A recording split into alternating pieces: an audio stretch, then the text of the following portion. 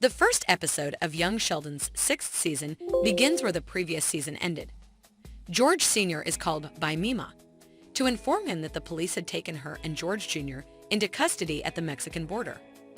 Mary is informed something similar by George Sr., and the two then contend momentarily, further stressing their generally grieved marriage.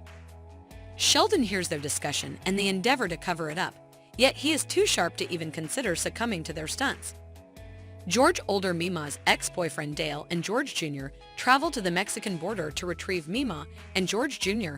because Mary is concerned that her son will spend the night in jail.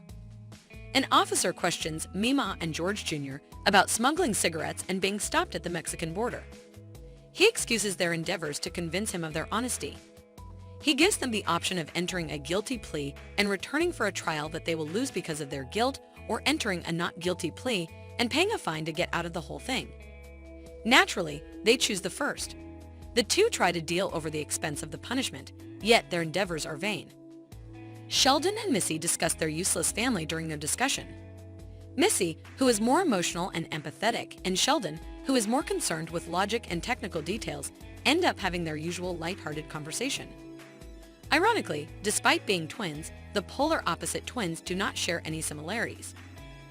Missy observes Sheldon at Mima's house using binoculars to observe someone. He responds by stating that a woman is on Mima's porch when she inquires about it.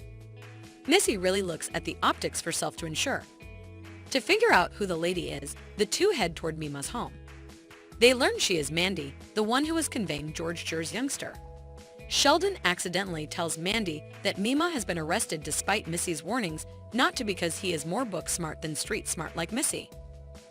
At the point when Mandy asks the twins for what good reason Connie, otherwise known as Mima, is in prison, Sheldon answers that George Jr. is additionally in prison as he misses the mark on sort of profound development to appreciate what is happening.